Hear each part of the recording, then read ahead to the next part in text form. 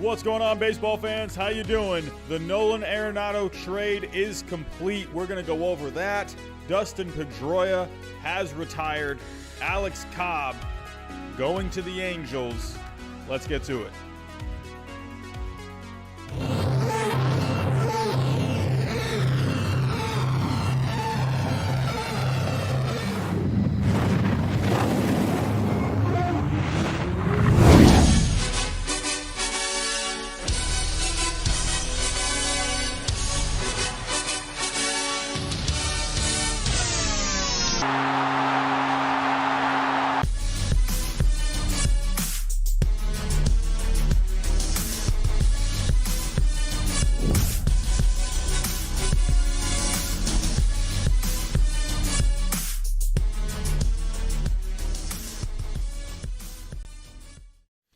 And what is going on, baseball fans? How you doing tonight? Happy Monday to all of you in the chat. What is going on? I see Jackson here. Orioles is here. Jordan is here.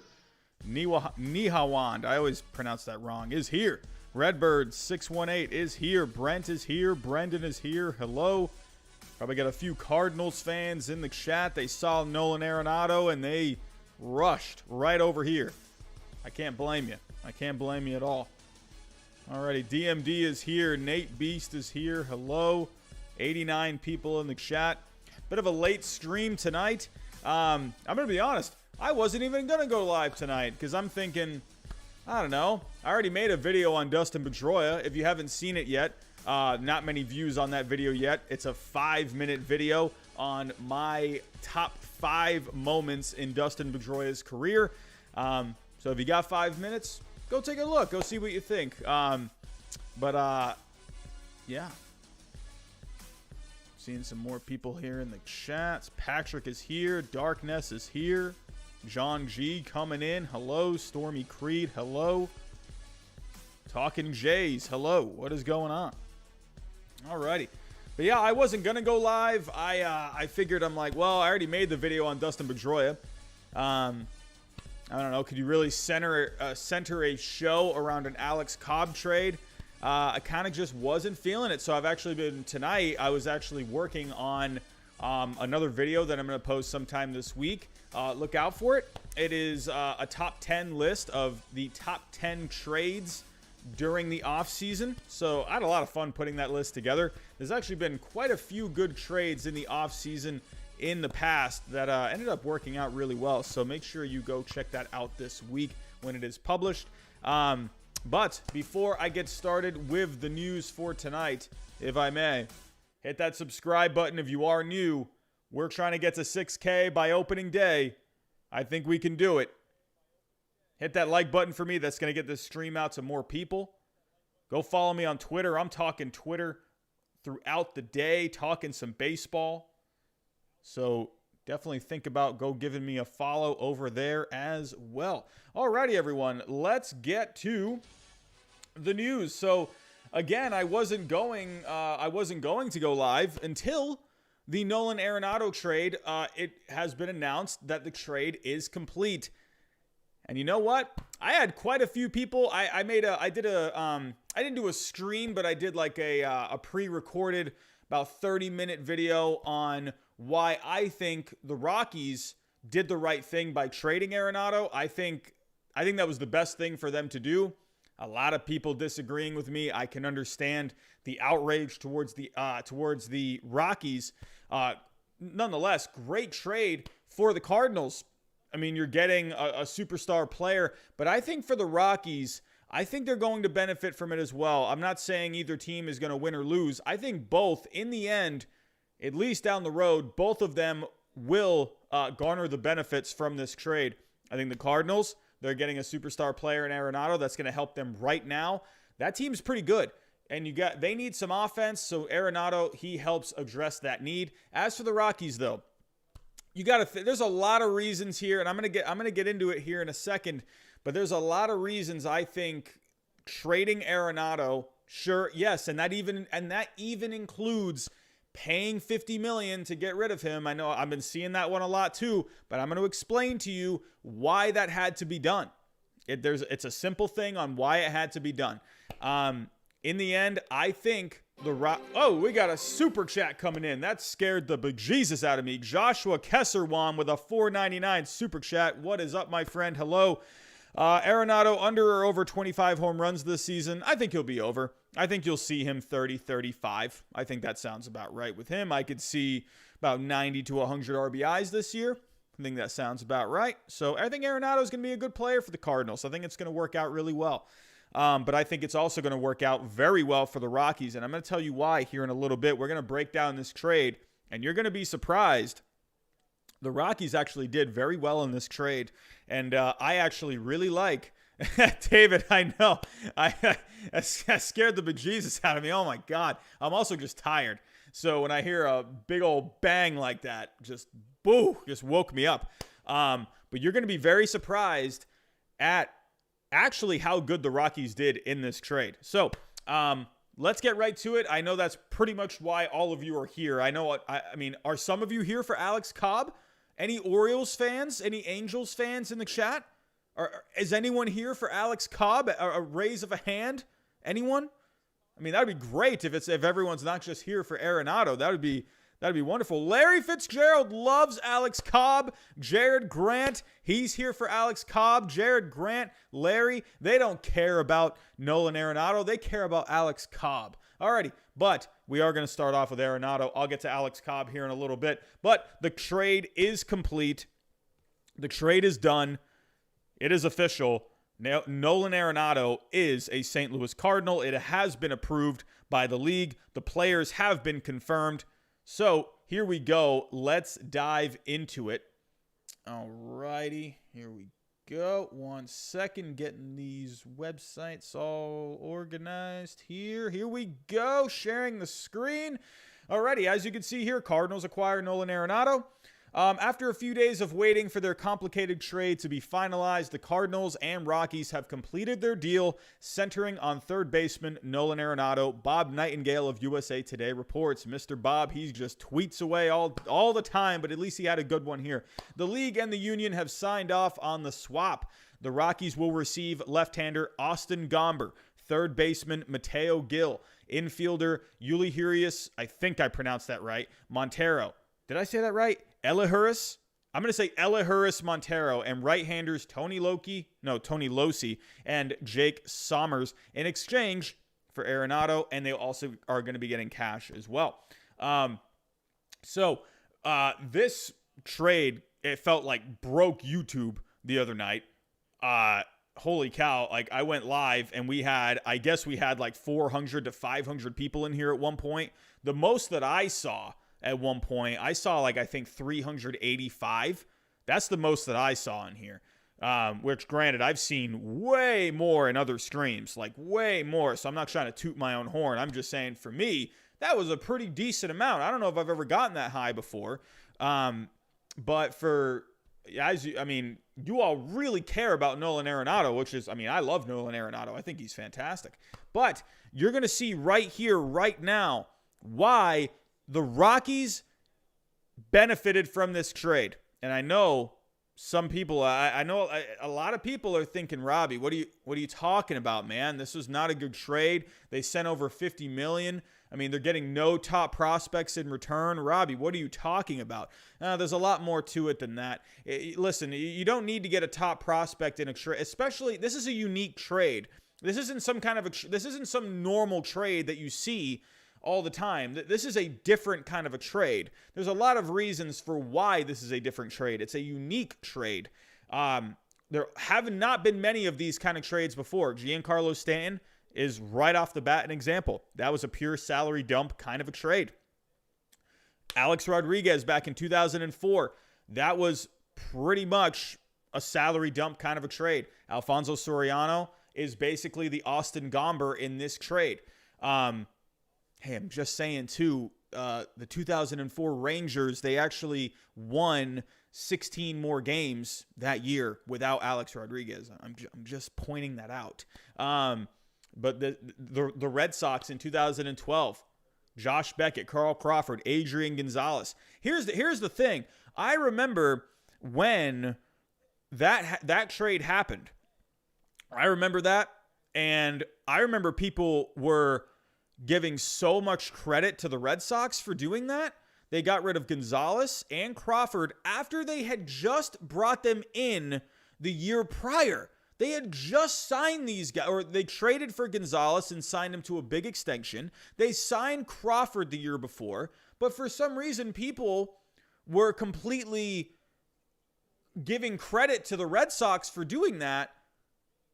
And I don't remember. I think the Dodgers did take on all of that salary, but so I can see the difference a little bit. The Rockies had to take, or the Rockies had to send some money.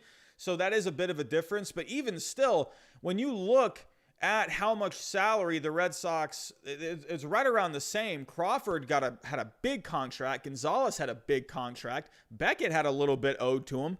So, I mean, really, realistically, the money was kind of around the same in which each team was giving up. So, but as you can see, salary dumps, they have worked in the past. The Marlins, I think that salary dump has worked. People were at Derek Jeter's throat,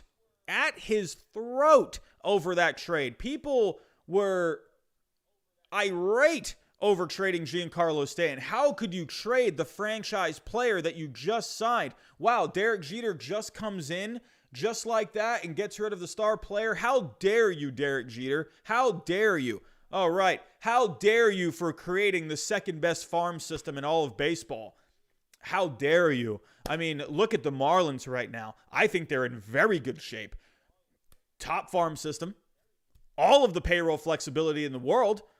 They have a decent team right now. I mean, I don't think they're going to do much this year. I don't know. What do I know? I don't know anything. No one saw them getting into the COVID playoffs last year. I mean, and you got to give the Marlins credit too. They beat a good Cubs team with Yu Darvish on the mound. I'm just saying. The Marlins, they did a salary dump to help accelerate. They got rid of Christian Yelich as well. Who else did they get rid of? They got rid of another guy too. They got rid of Stanton, Yelich. Who was the other one? I'm going blank. Who was the other guy that the Marlins got rid of? Patrick, thank you so much for bringing up Nick Punto. How dare I? I am the worst. Oh, Ozuna, thank you so much. How dare me for forgetting Nick Punto. Nick Punto was the centerpiece of that trade. Oh, I am the worst. But yes, Ozuna. They got back Ozuna. They traded Ozuna. So they traded those three guys. And they got back a haul of prospects. But people were getting at Jeter, like saying Jeter needs to go.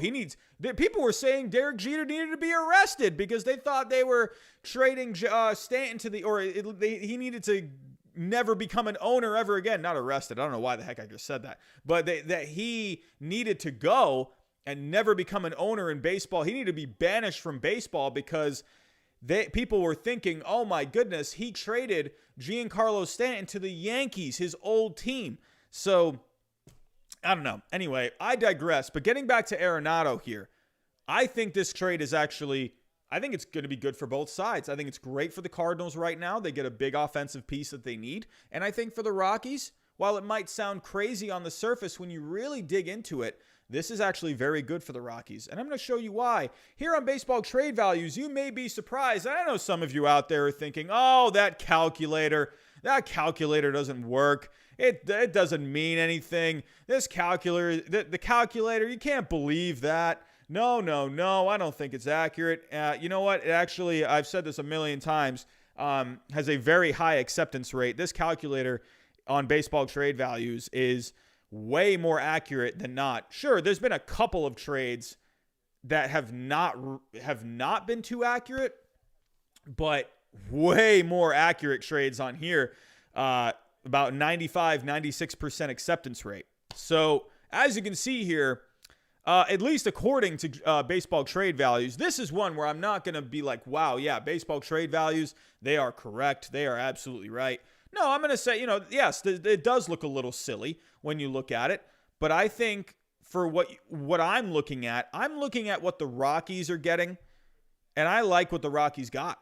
I like what they got in this package. I think it's a good package. Sure. Are there no top prospects here? No.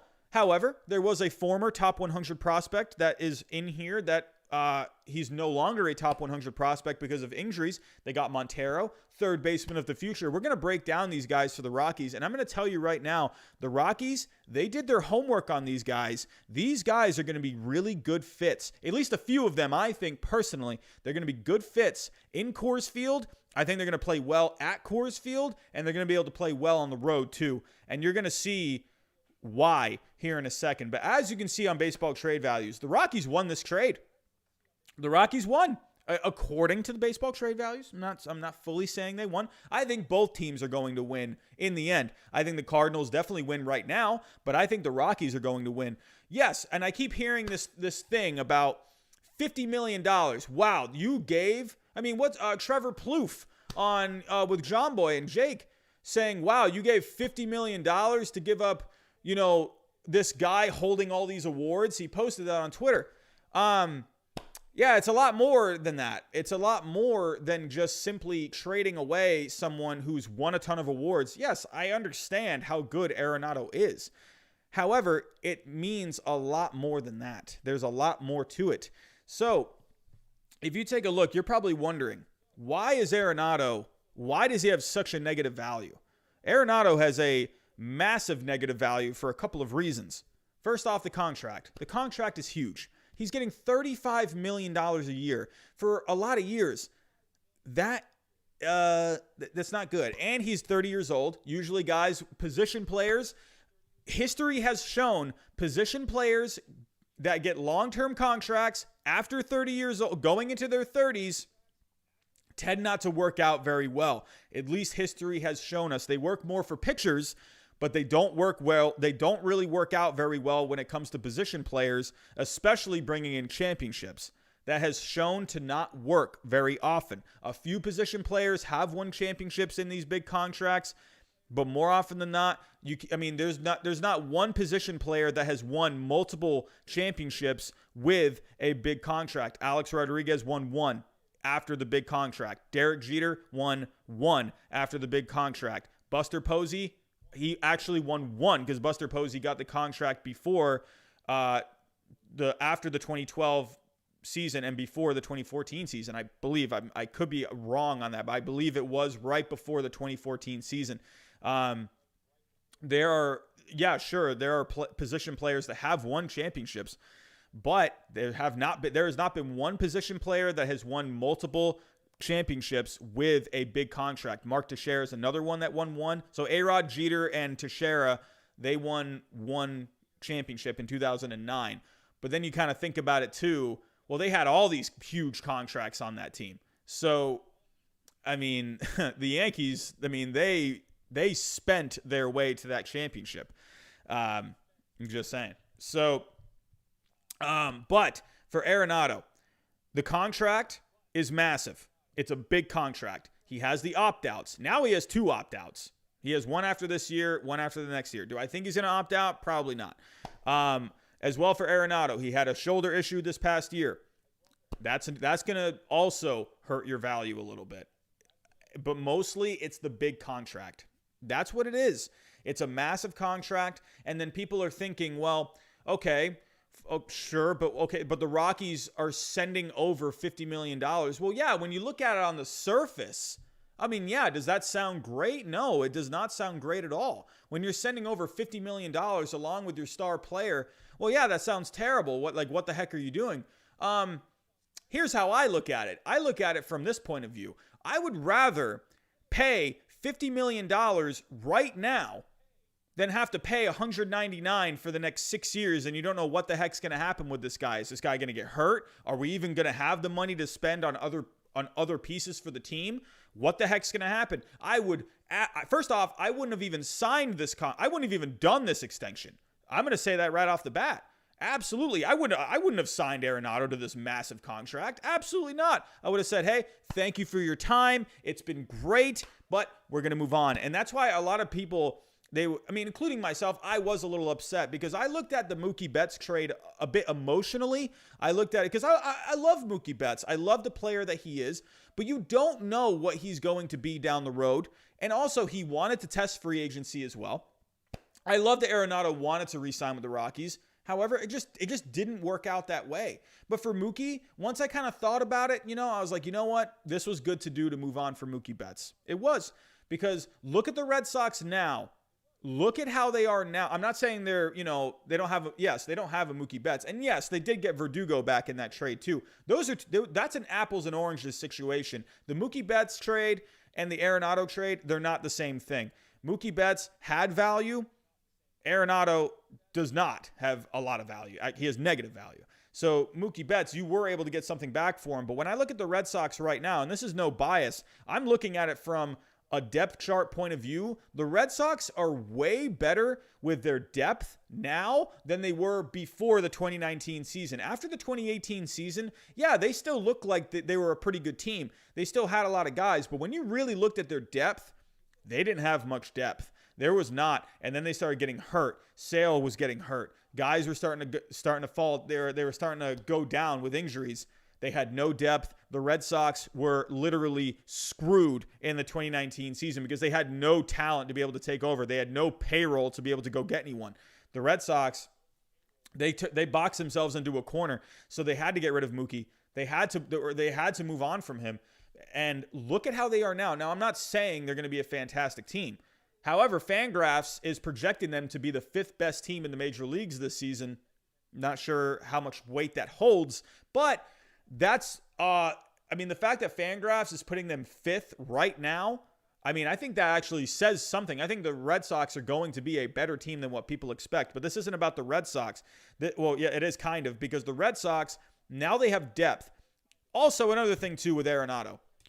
You weren't winning with Arenado. You weren't winning. That's another thing. I'm not seeing anyone talking about this. How the heck are you going to win a championship with Arenado and you don't have any pitching?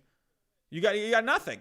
What do you have? What do you have besides Arenado? You got Story. You got Blackman, who can't play defense in the outfield. You got no pitching. What, is John Gray going to carry you to Game 7 of the World Series? I don't think so. What, Herman Marquez? Oh, yeah, I think he's solid. But what is he going to carry you to a World Series championship? Probably not.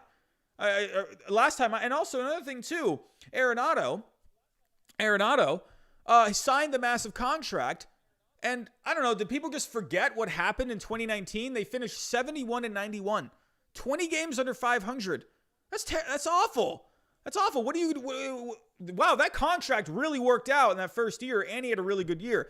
I'm not saying it was Arenado's fault. The point is that they had no other good pieces, or at least enough other good pieces on that team. Sure, they had some pieces on that team. They had no pitching. They had no bullpen. They had nothing. They had nothing on that team. And moving on from Arenado is the best thing. It completely gives them so much flexibility now. In my opinion, trade story, because you know that he's going to get into a bidding war in the offseason. See you later, Trevor Story. Have fun. Thank you so much for all the service that you have given to Colorado. Thank you for everything you've done. However, we're going to move on. Get rid of Trevor Story. Get some prospects back. Get something. Start fresh. Start bringing some guys in. And speaking of prospects, I've made my case now of why I think trading Arenado was a good thing. That's just what I think. So now, we got a super chat coming in. William Fulgham with a $9.99 super chat. In this market, $35 million a year for any player is too much. I agree. I would never give that much money to a player. You can get 3 or 4 great guys for that money. It hurts the team to hamstring the team. Absolutely, William. Thank you. I really appreciate that you said that very much. Yes, I don't believe in signing these guys to huge contracts. I think signing Trout, and like another thing too, yeah, I would love to have Trout in the postseason. I would love it. I would love to have Mike Trout in the postseason. However, the Angels, what people are saying, wow, how have the Angels not gotten this guy to the postseason? Well, they got this guy that they're paying like, $40 million, on average per year, or whatever it is, like $38 million per year, I don't know. I mean, sure, they could go get Bauer, but I don't know. To me, I'd rather kind of, Mike Trout is Mike Trout. I'd love to have Mike Trout, but you got all these other guys on this team. Pujols you got on the team. Justin Upton is taking up a huge contract. If I had Mike Trout, just like one contract like that, I'm okay with that. But as long as I have some solid pieces all around him that aren't expensive. However, the problem with the Angels is you got Pujols, you got Upton there. What other big contracts do they have? I think they have one more on there. They got Rendon. I'm okay with Rendon. I like Rendon because he's an on-base guy. A little different, but you never know what's going to happen with him down the road too. So we'll have to wait and see on that. But anyway, I digress. Let's get to the actual trade here. William, thank you so much for the super chat again.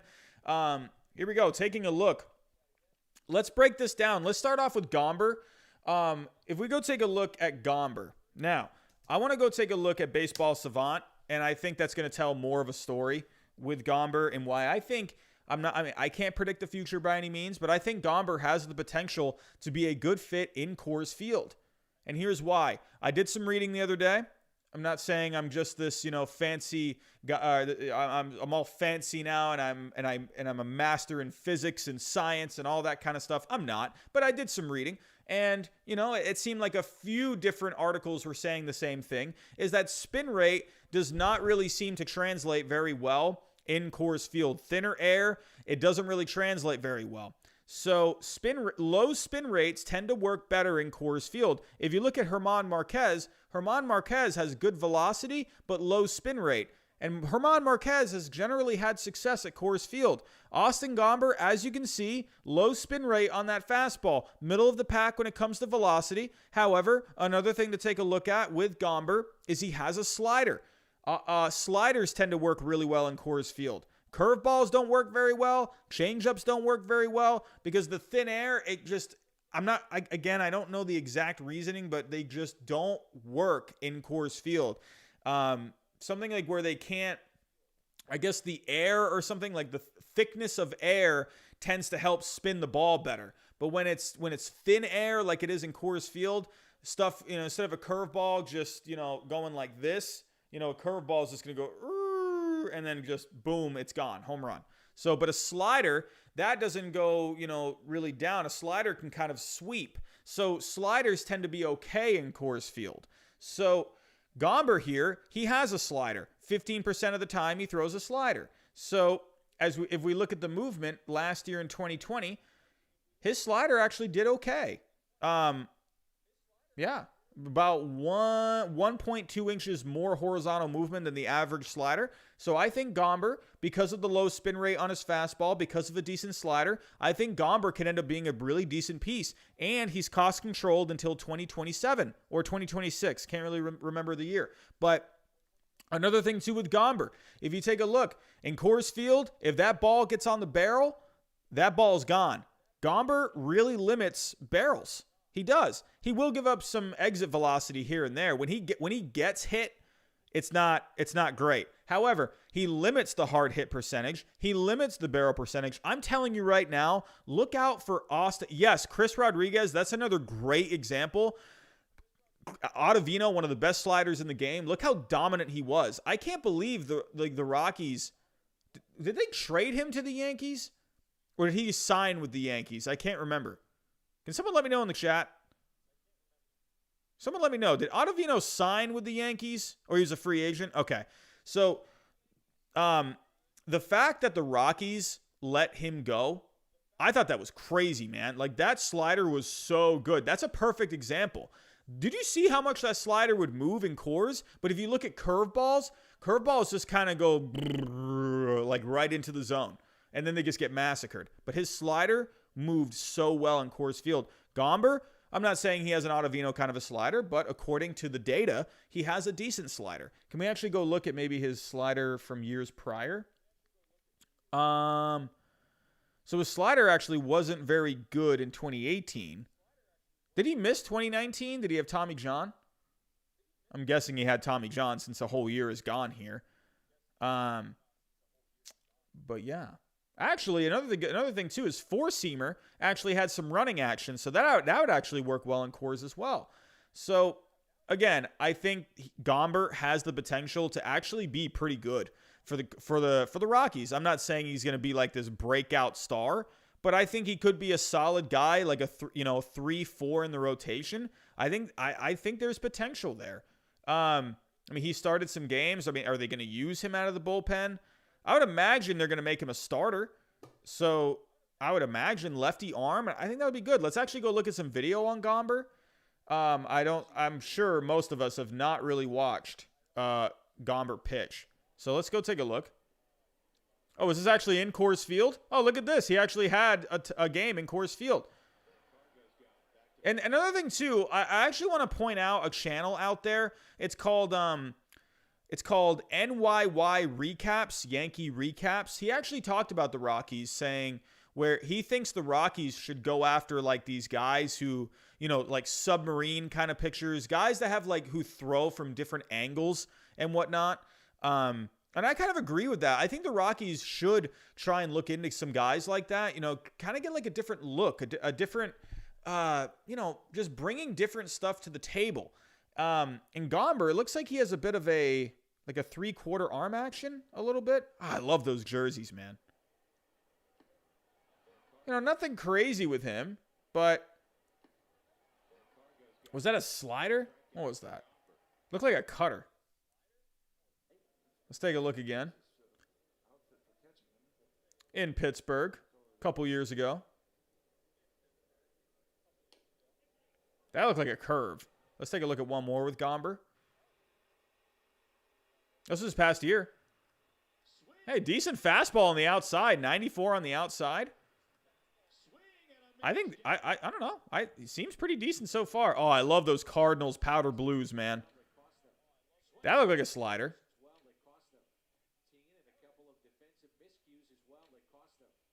I think he's going to be okay. I don't know. I mean, again, he's not going to blow you away with stuff, but I think Gomber could be pretty solid. He's only 27. So, moving on from Gomber. So, the next piece that they got, let's go take a look at the prospect, the third base prospect that they got. So, take a look. Montero. This is a guy who I actually think is really good. I think he could translate very well to Coors Field. If you go take a look, can you guys see the grades? Let me move this over just a little bit. All right, let's see if you can see the grades now. Yes, okay, as you can see, 55 power, above average power, 50 hit. Okay, whatever, he can't really run. I don't really care about that. To me, when I'm looking at this guy has a 50 hit, a 55 power, and a 60 arm. That's, I mean, again, we don't really know what's going to happen with these prospects, but that's decent. That's not bad. That's good. That sounds like a good third baseman, if you ask me. So if we go take a look physically, Montero already looks the part of a big league hitter with his strong 6'3" frame. He hits the ball like 1-2, combining bat speed with feel for the barrel to generate hard contact and plus raw power from the right side of the plate. I'm just saying, man, that sounds like a pretty good recipe for Coors Field, man. And that just sounds like a pretty good recipe anywhere you go. The free swinging approach that worked for Montero at lower levels was exposed in Double-A and resulted in strikeout and whiff rates that were among the highest in the Cardinals system. It was a small sample. He will need to tone down his aggressiveness going forward, something that may occur naturally as he gains experience. If you take a look, the Rockies, hey, they've done pretty well of developing some guys too. They developed Arenado. They developed Trevor Story. Hey, I think they could do something with him too. Though the Cardinals believe Montero, who has a plus arm, will be able to stick at third base, others expect him to outgrow the position due to his remaining physical projection and because his speed, range, and footwork are all fringy. The good news is that he could still have the requisite offensive profile for either infield corner. And that sounds pretty good to me because, hey, last time I checked, the Rockies don't have a first baseman right now. So who knows? Maybe he could end up coming up sooner rather than later. Let's go take a look at the stats. He's had some time in the minor leagues. Taking a look here. If we go back to 2019, 2019 Double-A, he really got not good. 235 on base. Rookie ball that year, he only played 4 games. So let's actually go to 2018. Yeah, as you can see here, overall, an A, 381 on base, 330 at A+. So the higher he got, the worse he got. So again, he's going to need some more seasoning probably. But overall in 2018, a 371 on base. Overall, had 16 home runs that year, 82 RBIs, hit 315. I think Montero has the chance to be a decent hitter. So again, I like him. 22 years old. He's only going to get better as he, gets older, gets more experience. I like Montero a lot. Sounds like a pretty good recipe for Coors Field. What is going on in the chat? What are you guys saying? Anyway, but moving on to the next prospect. Now, they also got a shortstop prospect in Gill. So let's go take a look at Gill. Hey, Trevor Story's on his way out. Most likely, I would imagine. I'm sure he's going to go elsewhere. But hey, they got a shortstop prospect here. I like him too. And you're going to see why here in a second. The number 22 prospect in the Cardinals system, Mateo Gill. Alrighty. As you can see here, he's got a 50 hit tool. That's fine. Not really too much power, 40, but we'll get to the power here in a second. 50 run, 55 arm, 55 field. That's really good. He sounds like a pretty solid player if you ask me. He's only 20 years old. Third round in the 2018 draft. As you can see here, Gill is solid in all facets of the game. He's a natural at shortstop, possessing smooth actions and excellent hands that enable him to make all the plays, as well as a quick first step and advanced instincts that give him range in all directions. The low to mid-90s fastball that helped Gill excel as a high school team's closer is also an asset for him at short. So good arm at short, good hands at short. He's going to be playing rather well at the position. Now, here's where I want you to pay attention to. Again, kind of maybe getting a little Coors Field happy here, but you know what? When it comes to Coors Field and talking about power, I think they go hand in hand. As you can see here, let me move this over just a little more so you can see the full scouting report. Let's see if you can see it now. A little more. Let's move it over just a smidge.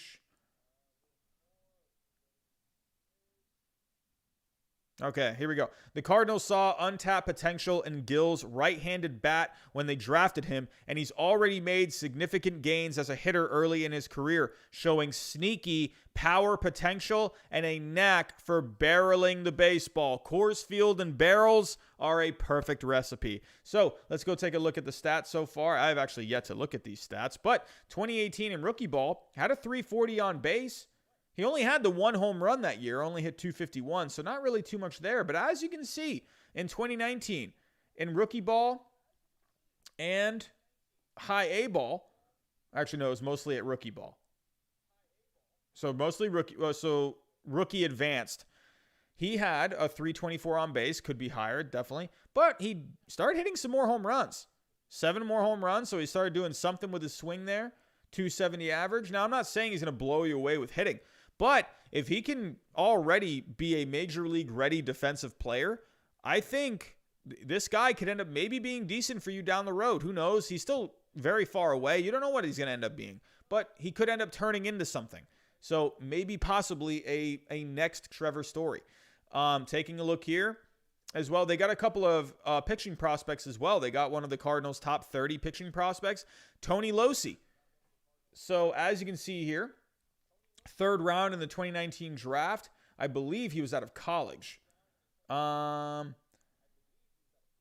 he went to the University of Georgia.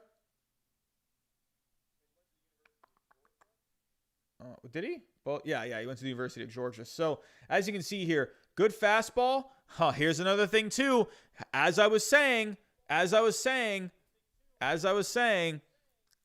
Coors Field sliders, they work well. Take a look at his slider. 55 slider. That's pretty good. And he's got good velocity. I'm just saying. I'm not sure about the spin rates, but whatever. But as you can see here, he's a big right-hander who works from a 3/4 slot to create angle to the plate. And that's another thing I was talking about just a second ago, where I think the Rockies need to start getting some guys where they throw from different angles. I think they just need to start being more deceptive, not just about what the pitches are.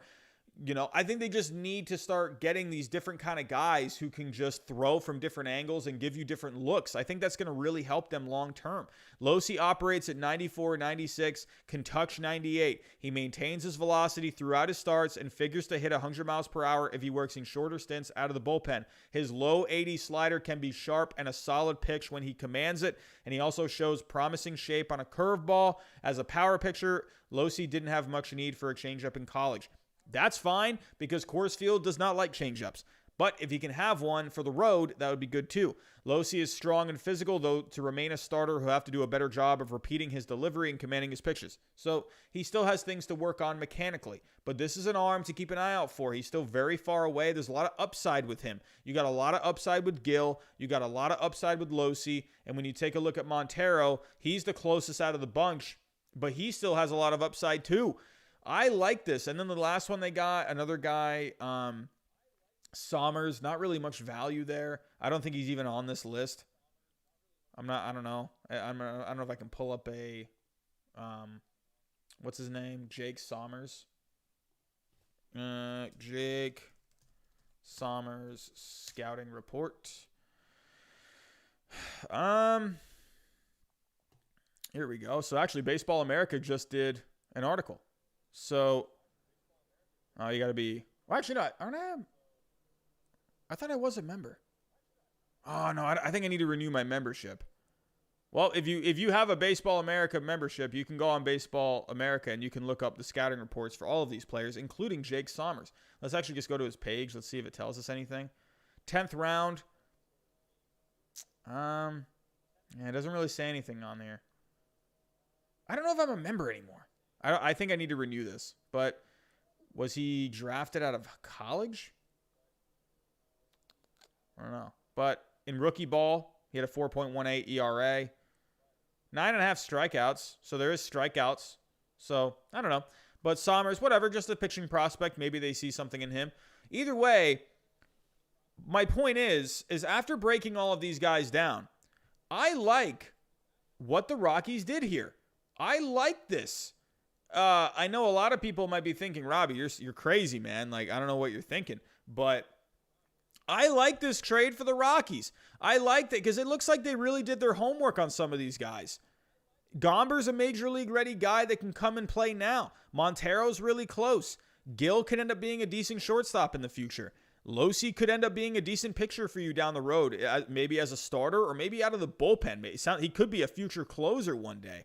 I really like this. I like this for the Rockies a lot because they got some decent prospects that could maybe be something. They're not just these random prospects. People think that top prospects are like the way, like the top prospects are the only ones that really work out. No, a lot of guys actually work out that aren't ranked very high.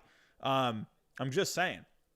But I like what they did here prospect-wise after looking at all the scouting reports. I think there's a lot of upside with some of these guys. Just saying. I like that they got out of that contract. I like the flexibility that they have now. They can go and address other needs of the team. There are free agents out there. I think, honestly, go after a Colin McHugh. I think Colin McHugh would be a really good fit out there. Take a look. I actually want to look at Mr. Colin McHugh. This guy drove me insane. While he was with the Red Sox for, 3 months. Like, this guy drove me insane because all I heard was this stuff about Colin McHugh all the time. Like, Colin McHugh this, Colin McHugh that, Colin McHugh this. And it was, like, stuff on Twitter with his wife and stuff because his wife sounds, like, crazy on Twitter or something, and she's always tweeting out stuff. I don't know, whatever. But Colin McHugh, he was always tweeting out stuff. And then the dude just ends up opting out, and he never even played for the Red Sox. So it's like, Colin McHugh, can you just go away? Like, seriously. Anyway, but he throws a slider for the most part. I think he would work out really well in Coors. I don't know. He's got a good slider, kind of like an Ottavino kind of a slider. I think he would work out really well. That's just my opinion. Why not? I don't know if a team takes a chance on him, give a try to the Rockies. I don't know. But that's just where I'm at. I like what the Rockies did here. I think, to me personally, if people are not looking at this trade, if you're only looking at it surface level, I don't think you're really looking deeply enough into it. There's so much more into than just trading away a guy like an Arenado. Like, there's a reason for it. The Rockies, they had a motivation for it. They wanted to get it done, and they have their reasons, and I think those reasons are good reasons. I don't believe in paying these guys this much money, especially when they're going into their 30s. I'm just not a fan of it. I'm just not. I think this is going to give them flexibility. They got some prospects. I like it. I like it a lot. I like what the Rockies did. I will die on my sword. I will say I think this is a good trade for the Rockies. I think this was good. Get rid of that. Pay the $50 million now. Then you don't have to pay $150 million for the rest. I'd rather pay the 50 than, pay 150 more, So that's just me. I would have even given this contract in the first place. But that's where I am at with that. So let's move on to the next story. Just going to get through these real quick. It is almost midnight. I got a tutor in the morning. I am tired as can be, but we're going to get through the next bit of news. Here we go. Alex Cobb traded to the Angels, or at least I think it is done. I saw today at one point that it wasn't fully done because of money. So let's actually share the screen here. So here we go. As of 12:42 this afternoon, the Angels will send infield prospect Jahmai Jones to the Orioles. That is interesting. The Orioles are getting more than half of Cobb's salary. Wow, really?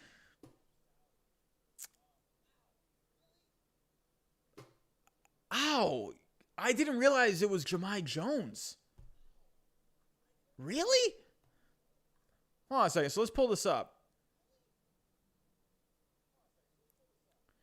Wow. Huh. I mean, I guess they got Kyron Paris, so I guess it's okay. But really, for Alex Cobb? Let me plug this in real quick. I think Cobb is decent. I'll get to Cobb here in a second, but let's actually plug this in.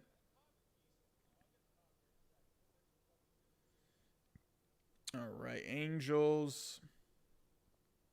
All right, so Cobb. Oh, wow.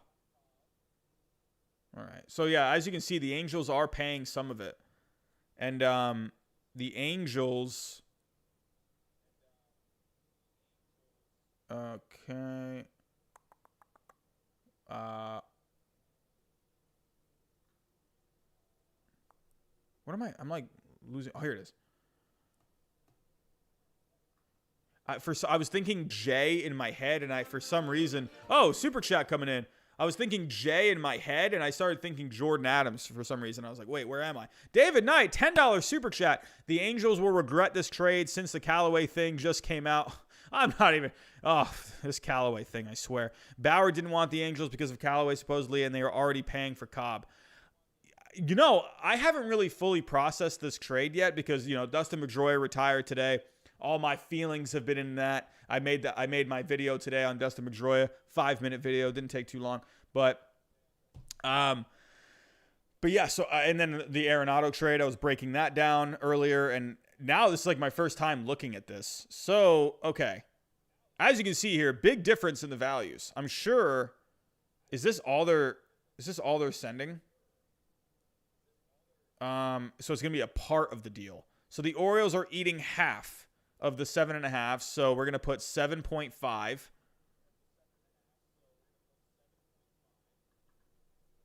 Okay. Can I do decimals? No? So I just put 7. I'll just round up. Do 8. So, wait. Did that work? Oh. Okay, so as you can see here, still a little far apart. Not accepted. Huh. Interesting. I wonder if the Angels are going to get something else. Because if the Orioles are getting more, then that's only going to make... I mean, right now, the Angels are losing this trade. This isn't good. I don't like this. I don't like this for the Angels at all. I kind of wonder, I'm like, really, Alex Cobb? Like, that's... I mean, no disrespect to Alex Cobb, but... I mean, he has done a number on the Red Sox a couple of times, but man, like that's what you're doing. I mean, to be honest with you, Alex Cobb, really funny story. As you can see here, Vero Beach Senior High School. That was my high school's rival high school. So I actually watched Alex Cobb pitch in person in high school. There were so many scouts at that game. So the guy that I'm the most connected with in the major leagues right now is Alex Cobb. So like if I could actually go start a conversation right now with this guy and be like, hey man, I watched you pitch against my high school, against your high school's rival, my high school. Yeah, I was on the JV team, and they're going against the varsity team, obviously. So Cobb was good that game, man. He threw like a one-hitter that game, and I think the only hit that he gave up was like a dribbler that no one could get to. So, pro baseball. Do I look like him? I guess maybe I do. I guess maybe we're related. I don't know. I don't think so. Anyway, but Cobb, oh boy, look at these expected numbers. Look at these expected numbers. Goodness. Horrible. He doesn't walk a lot of guys, so that's good. Decent curve. I mean, he's just not really like, I don't know. Let's go look him up on Fangraphs. Maybe some FIP will give us a better story. XFIP maybe. I can see the XFIP maybe being lower. Okay, yeah. I saw the XFIP maybe being better because I don't think he gives up a lot of home runs. I remember in the early years with the Rays, he tended not to give up a lot of home runs. It's gone up since he's gone with the Orioles. 2019 was a horrible season. But he had what did he have? He had a hit problem, right? He's just not really been like with the Rays. He was good, but ever since then, he's kind of just been blech. So I don't know. If we go take a look at the Angels right now, I appreciate what the did I just say the Rays or did I say the Angels? I don't know. I'm falling asleep. What the Angels right now, I don't know what they're doing. Okay, so really, you have Heaney as your ace right now? I mean, I don't know. I think Bundy is going to be your opening day. I mean, they got some depth. They need depth. I don't mind Cobb for depth, but they just need a top guy. Like, the Angels aren't doing anything, man. They're not going to go anywhere. They're not. They're just not going to go anywhere. I mean, I like what they did with Reza Iglesias. I mean, I liked Jose Iglesias. I don't mind the Cobb move, but it's not great. I mean, man, but you know the difference here, Jahmai Jones, he was a lot closer to the major leagues. That would be great for the Orioles. Great for the Orioles. That's a great pickup. He's got some speed. He showed his characteristic good plate discipline. That's always nice. And was making consistent hard contact. But he was nonetheless registering low BABIP. Well, that's not necessarily a bad thing. His hard work and willingness to make adjustments paid off as he posted an 881 OPS in August. Oh, my God. He played with the Angels this year. He played in 3 games. Got a few hits. His on-base was low in 2019. It was AA. His on-base was low. Played a full season there.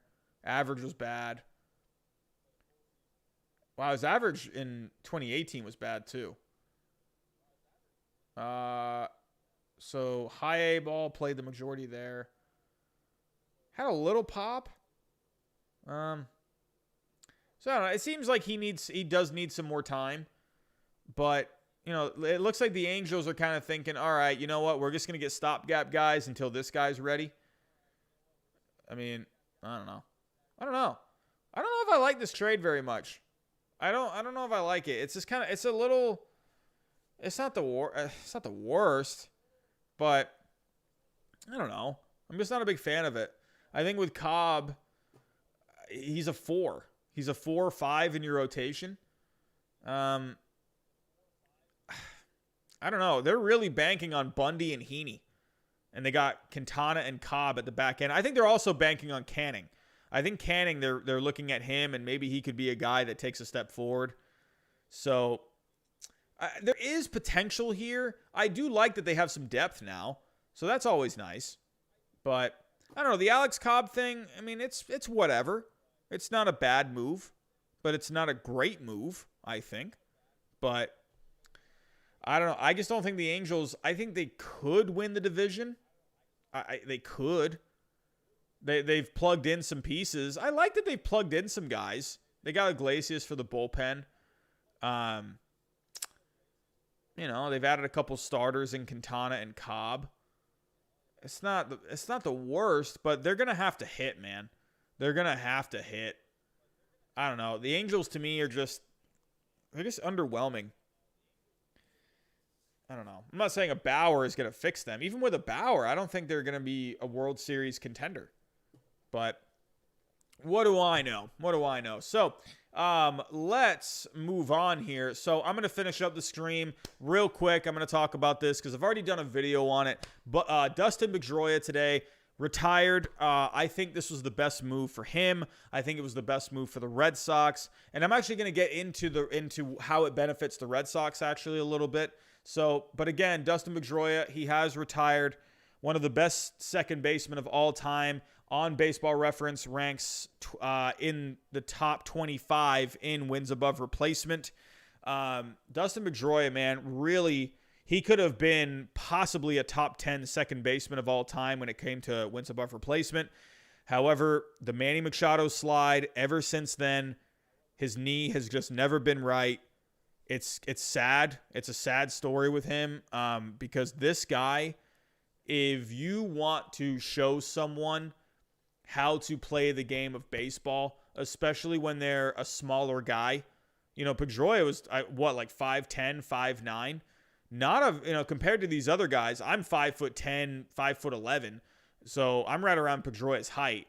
But when you look at these other guys in the majors, I mean, good grief. These guys are huge. But Pedroia, this is a guy, it doesn't matter what height you are or whatever. Pedroia is a guy that you want to show your kid how to play baseball. The guy's jersey was dirty all the time. The guy went all out all the time. And it's funny because and you would think because because of his all out kind of play, you would think that that's why he was breaking down. But the whole thing started with Machado. He ever since then, he tweaked his knee and his knee was just never right after that slide. Sad to see, hey, I'm glad we at least struck out Machado to end the 2018 World Series. That was nice. But getting to Pedroia here, getting to the story. So yes, he did announce it today. Here was the press release from John Henry. Let's share the screen. Dustin is so much more than his American League Most Valuable Player award, his All-Star Game selections, and the Gold Gloves he amassed throughout his impressive 17-year career in our organization, said John Henry. Dustin came to represent the kind of grit, passion, and competitive drive that resonates with baseball fans everywhere, and especially with Red Sox fans. He played the game he loves in service to our club, its principles, and in pursuit of championships. Most of all, we are forever grateful to him for what he has brought to our club and to our region as an important role model, showing all of us how much one can accomplish with determination and hard work. The guy was a ball player, man. He was a simple ball player. He was as cocky as they came, but he needed to be that way. That's how he had to be because he, from the beginning, from the time, he's always been a smaller guy in playing in Little League, playing in high school, playing in college. He always had to have that kind of a chip on his shoulder because he was not the biggest guy out there, and that's how he carried himself. He carried himself like he was the best guy out there. The guy he named himself Laser Show. The guy was so funny with his cockiness sometimes. Sure, he had a couple of moments where, people say he threw his teammates under the bus because there was another incident with Machado, because they were throwing at him or something like that and whatever. I don't know what that whole thing was. There was stuff about Pedroia was involved with the chicken and beer thing and whatever. The guy played his butt off all the time. Played his butt off, and it's sad to see. Yeah.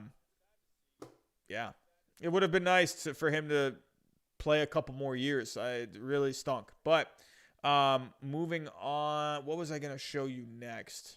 I was going to show you the Red Sox. So for the Red Sox, now, because he's retiring, they are now getting out of his salary. So they were going to be owing him, I believe, around $13 million. So I'm not sure. Does it actually say in the article here? It says here, notably, Sean McAdam of the Boston Sports Journal tweets that Pedroia. Oh, interesting.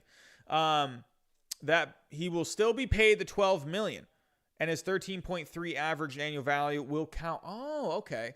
I thought I read somewhere that he wasn't going to be getting that. Wow. Because I was reading that they were going to try and do like something creative to where they could still pay him, but it wasn't going to count. So, oh wow. Okay. So this actually does not make a difference payroll wise.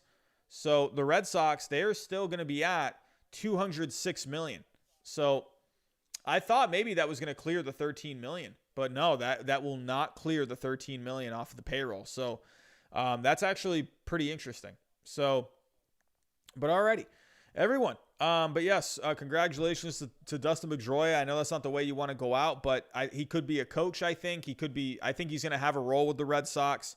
I'm not sure. Does it say anything here?